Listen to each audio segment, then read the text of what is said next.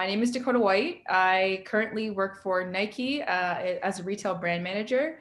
My background in sport is pretty lengthy. I had a pretty long career within the sport of basketball. I went to the University of Wisconsin and achieved a Division I scholarship to play there for the Badgers. And following that, I played professionally in Europe, in Greece and Sweden to be exact. And throughout those years, I think for around 7 years, I played for the Canadian national team on various teams within them. So definitely have a pretty wide experience with the sport of basketball, and I've always been passionate for sports, so I'm definitely a sport lover of all sports. So.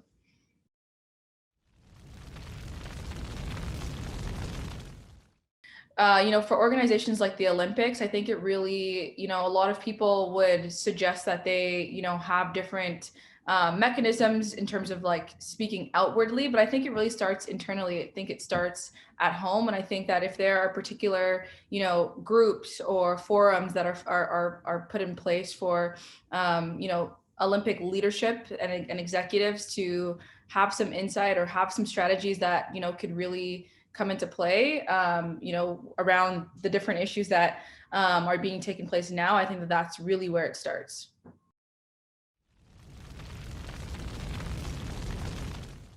It was good. I would say I definitely didn't have any. I think when I was younger, if we're speaking on race, I did experience some, racial experiences that I don't typically like to go back to. But I would say, just being aware of, the stigmatization and the biases that exist in the world. I've tried to always mitigate those areas for myself. So being a professional athlete as a woman of color was a great experience for me.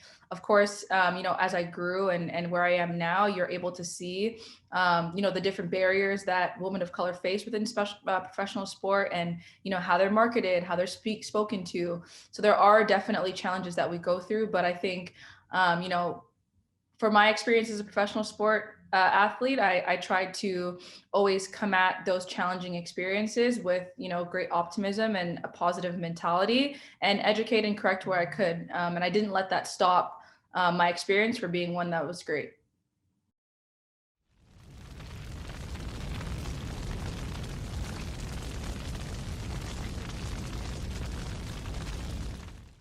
Belief, diversity, and inclusion are huge, like, three main points that I would kind of speak to it in that regard. I think it's taken this long because, I guess whether it be executive leadership or, leadership at these corporations didn't necessarily believe that women can get the job done. And now that we've actually had one, it's now widely seen that it can happen. So I think prior to that, it was either one was a female, or two, but not the entire broadcast. And now that we've proven that, corporations can believe in women's skill sets, it will hopefully happen more. And I think for it to continue happening, I think that, we have to ensure that at a higher level, there's diversity of thought. There's, a lot of different thought processes that will really engage and really poke at barrier mindsets. And I think for it to continue, they have to continue to put women at the forefront, and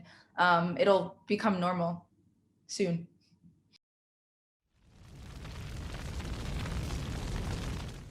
What the female athletes did in terms of really putting it out on social media that these are the injustices that they face was the perfect place to start.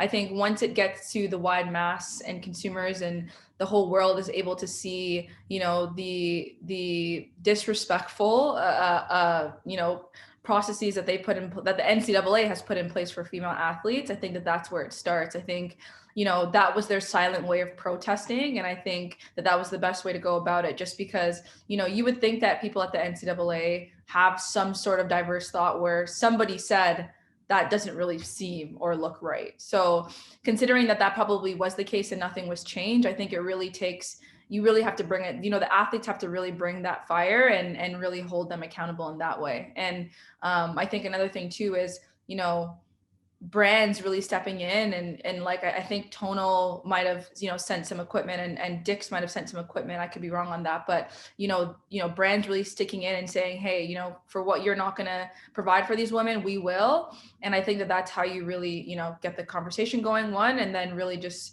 show that you're invested in making sure the playing field is right.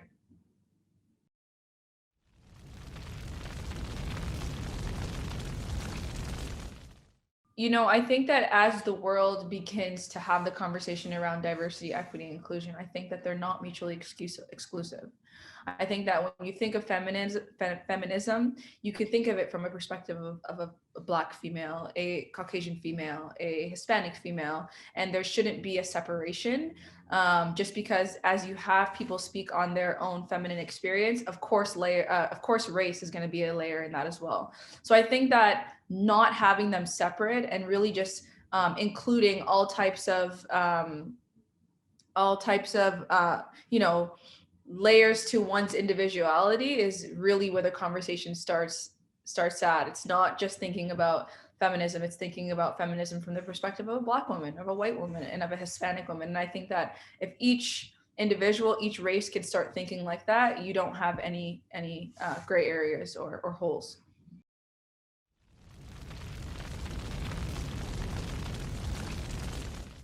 The real answer that I have to this is honesty. I think that, a lot of corporations, the leadership, they see things that are not fair. They see barriers. They see biases. They see different experiences for different people, and they're not honest with themselves to say that's not right. And I tried. Like, accountability was in the question, and I probably would have said accountability, but I think in order to be accountable, you have to be honest with yourself. You can't lie and say, I didn't see that, or I don't see how that is unfair. I think a lot of people do. And it starts with, just having that genuine, authentic, mindset of being honest with what you see. And then hopefully, doing the corrective action after that.